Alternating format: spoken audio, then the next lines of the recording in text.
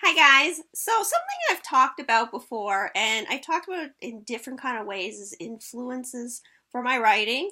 Now I've kind of touched on that before, many times. I talk about how music has inspired my books, and in fact, each book I write has sort of a soundtrack, I call it. And these are a list of songs that are sort of in my mind the whole time I'm writing, and it actually seems to bring out more creativity, more ideas. It's really kind of crazy how that is. But so I talked about that. I've also talked about, different other artists have inspired me, other writers, and so on. But today, what I want to talk about is how certain things influence me in movies and television and books, maybe even like a music video, anything where it just sort of gives me pause.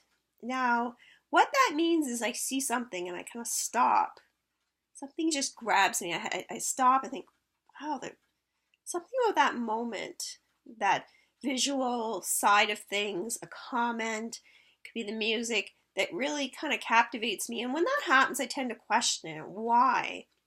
Why does that captivate me? And one great example would be, and I always talk about how, I don't know if I talk about videos, or how I love Ray Donovan. And the reason why I like this show is because Ray Donovan is he's brought up in a very vastly different environment from what he's kind of working in. He's got the Armani suits, and I think they're Armani suits, I shouldn't say that, but they're expensive. And he's brought up sort of in a street thug sort of way. So I love the contradiction there. He's sort of a fish out of water. And then you'll see him in these expensive suits, and he's got a baseball bat beating the crap out of someone, which is not what you'd expect to see from somebody dressed super nice, because we have these ideas in our mind about how if you dress this way, it means that.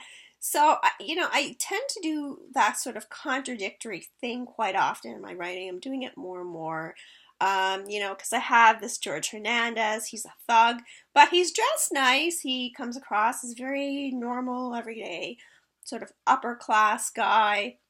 You wouldn't know, he's a hardcore criminal, but he hides it well, and I think that's sort of the idea. But then at the same time, I put him in situations like he has a newborn child, and he's like really has a hard time with it because it's it's suddenly he's going from dealing with people who he sort of bullies to having to deal with a little baby. And I think that that's good. You need that contradiction. I think that's one of the most powerful lessons probably I've learned from various things I've watched, specifically Ray Donovan. I mean, there's so many contradictions in that show, to me anyway, that I'm seeing. Maybe it's not meant to be. I see it though. And I think that's a huge learning point for me. But I think there's other things too. There's other shows, there's other movies. I've always also talked about how the opening scene on American History X, I think it's called, movie way back in the 90s about the white supremacist, which seems appropriate because I write about them a lot now in the contrast of my books, like between the contrast, I should say, between the main character dealing with white supremacists. Anyway, that's a whole other thing, but there's an opening scene where I can't remember that actor's name. Edward Norton, that's it. Love him. And he is arrested. He's down the ground. I think he's wearing like boxers. He's really built. And he has his arms behind his back or head, hands behind his head, I should say. And, there's something about that scene that's so captivating. And even though it shouldn't be, it's kind of sexy. And so when I had my opening scene for The Devil Smooth Like Honey, or one of my opening, I should say, scenes, chapters, there's a particular scene, again, I'm saying it again, where Paige first meets Jorge Hernandez, and she thinks he's the person that she is sent to assassinate. And she gets him to go down on his knees, hands on his head. He's wearing boxers, and I kind of I tried to make it sound, or at least in my mind, like a sort of kind of sexy, even though she was there to kill him. So you gotta have all these sort of elements when you're writing about these characters, and then also the visual side. I think I would like to eventually, and I'm kind of working on doing a script for potential, I think I call it a spec script for a potential pilot of a television show. So I see these things in my mind, and you have to think of all that stuff, not just getting the story across, but how do you create or capture a sense. And I try to do that in my writing too. I like to sort of invoke different emotions when people are reading something. So they're seeing different sides of it.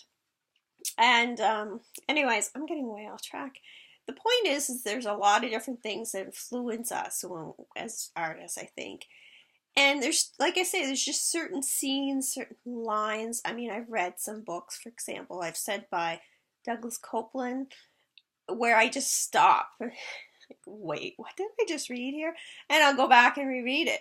These are the things that just give you pause, that there's a reason for that. There's a meaning behind that. The fact that in today's world that we're hardly ever shocked or nothing really seems to stand out to us, when something does, you have to pay attention.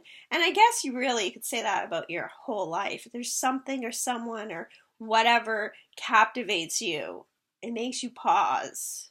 Why is that? Is there a reason?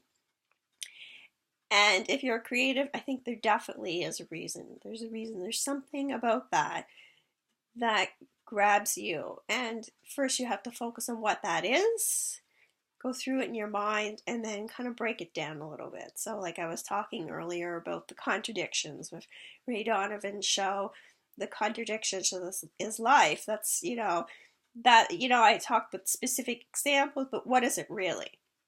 And I think that that's important when you're writing. I think you really have to sort of break down what captivates you and why are you focusing on that? What is it about that? What is it really about? What are you trying? Like I have a lot of controversial topics and conspiracy theories and stuff. Why am I doing that? What influences that? It's a lot of things I see that influence that. Anyway, again, getting a little off topic. So what influences you?